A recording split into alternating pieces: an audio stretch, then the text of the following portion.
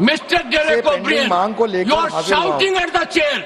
Your conduct is ugliest in the house. Next time I will show you the door. How dare you shout at the chair? Did you see yourself? How Derek O'Brien, floor leader of TMC, shouted at the chairman? मैं कुछ समय के लिए यहाँ बैठने में अपने आप को सक्षम नहीं पा रहा हूँ. मैं दुखी मन से. Sir, this is a request for establishing defense, maintenance, repair and overall MRO hub in Ambala.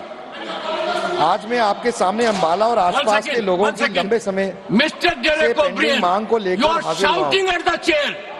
Your conduct is ugliest in the house. You are shouting at the chair. I condemn your action. Next time I will show you the door. How dare you shout at the chair? And senior leaders are not taking note of it. This is unbecoming conduct. I will not countenance it.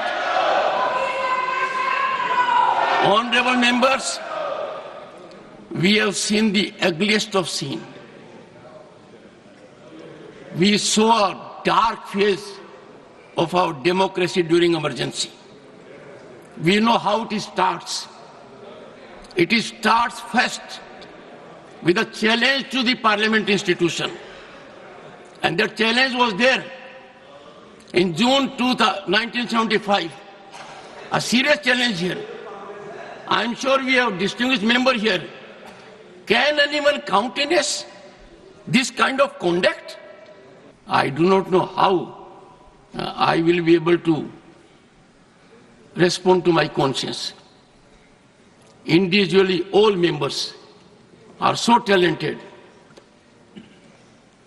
Sir, you walked out and you came. In the process, you hurt more than 1 billion people. In the process, you set aflame democratic traditions.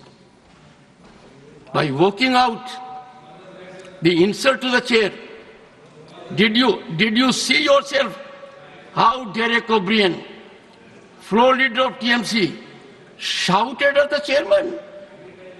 No. If it does it, is it the way? I am so sorry, Shri Karthikeshwar.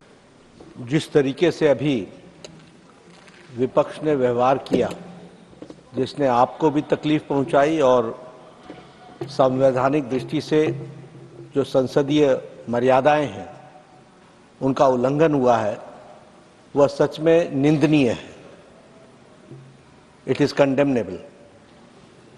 प्रजातंत्र में सबको अपनी बात रखने का अधिकार है, लेकिन प्रजातंत्र एक व्यवस्था में चलता है और जब व्यवस्थाएं अपनी मर्यादाएं लांघ जाती हैं तो प्रजातंत्र पर बहुत बड़ा आघात होता है.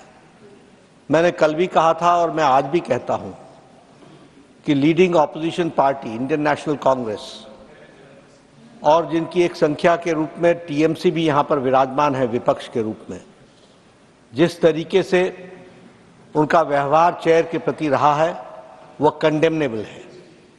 और जो लोग लंबे समय से संसदीय प्रणाली में कार्य करते रहे हैं उनके लिए ये एक प्रश्न आत्मचिंतन का है जो उन्हें करना चाहिए. जहां तक विनेश फोगाट का सवाल है, ये कोई पक्ष और विपक्ष का सवाल नहीं है, यह देश का सवाल है और सारा देश उनके साथ खड़ा है. ये भारतीय खेल को आगे बढ़ाने का विषय है जिसके साथ सब लोग भावनात्मक तरीके से जुड़े हुए हैं और भावनाओं के साथ विनेश के साथ खड़े हैं. और मैं ये कहना चाहता हूं कि कल प्रधानमंत्री जी ने कहा चैंपियंस ऑफ चैंपियन, और साथ में प्रधानमंत्री जी ने कहा कि सारा देश खड़ा है.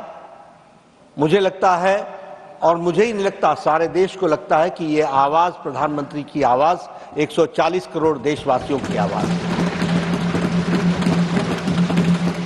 दुर्भाग्य इस बात का है कि इसको भी हम पक्ष और विपक्ष में बांटने का प्रयास कर रहे हैं. मुझे लगता है कि शायद विपक्ष विषय विहीन हो चुका है, मुद्दा विहीन हो चुका है. The opposition does not have any solid issue which they want to discuss, for which the ruling party is ready for discussion on all forums and on the forum of Rajya Sabha.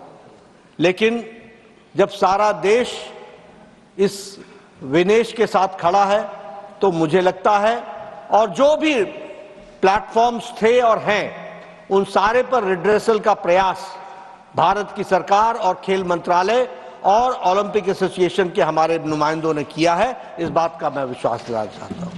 इसलिए भावनाओं पर control करना, भावनाओं को सीमित रखना और अपने विवेक से काम करना, यह इस समय की आवश्यकता है। मुझे लगता है, मैं आशा करता हूं कि विपक्ष अपनी भूमिका को इस दृष्टि से देखेगा। एक बार आपको जिस तरीके से आपके चेयर को आघात पहुंचा है, यह सच में निंदनीय है, ऐसा मैं कहना चाहूंगा। Will you take your seat? मैं बोल रहा हूं, टेक योर सीट। बैठिए, एक बार बैठिए, मैं बोलने जा रहा हूं अभी। माननीय सदस्यगण, इस पवित्र सदन को अराजकता का केंद्र बनाना, भारतीय प्रजातंत्र के ऊपर कुठाराघात करना,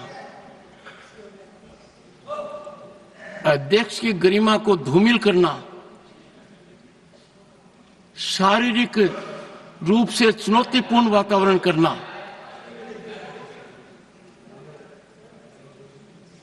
ये अमर्यादित आचरण नहीं है। ये हर सीमा को लंघित करने वाला आचरण है। विपक्ष दल के राष्ट्रीय अध्यक्ष का भी उपस्थितियां देख रही है, प्रतिपक्ष के नेता के रूप में। कांग्रेस पार्टी की वरिष्ठतम नेता भी सदन के सदस्य हैं। जो मैं हाल के दिनों में देख रहा हूं और जिस तरीके से चुनौती शब्दों से, पत्र के द्वारा, अखबार के माध्यम के द्वारा, एक प्रमुख अखबार, नाम नहीं लेना चाहता, कितनी गलत टिप्पणी की है, मैंने देखा है। मेरे को यह चुनौती नहीं दी जा रही है, यह चुनौती सभापति के पद को दी जा रही है। और यह चुनौती, प्लीज, यह चुनौती इसलिए दी जा रही है कि जो व्यक्ति इस पद पर बैठा है वो इसके लायक नहीं है, ऐसा ये सोचते हैं। मुझे हाउस का समर्थन जितना चाहिए उतना नहीं मिला है। मैंने प्रयास में कोई कमी नहीं की। Don't laugh at it mister Jairam. No, मैंने, सुनिए, don't make any of it, no, don't make it. सुनिए प्लीज, माननीय सदस्यगण, माननीय सदस्य, I know your habit, 1 second. माननीय सदस्यगण, अब मेरे पास एक ही विकल्प है। मैंने सदन में बहुत वरिष्ठ सदस्य हैं, अब भी उपस्थित हैं, उनका सम्मान करता हूं। उन्होंने राजनीति मेरे से बहुत ज्यादा देखी है। दुखी मन से मैं मेरी शपथ से दूर नहीं भग रहा हूं, पर मुझे जो आज मैंने देखा है, जिस तरीके का व्यवहार सदस्य ने किया है, शारीरिक रूप से किया है, जिस तरीके का व्यवहार इधर से भी हुआ है, मैं कुछ समय के लिए यहां बैठने में अपने आप को सक्षम नहीं पा रहा हूं। मैं दुखी मन से नमस्कार।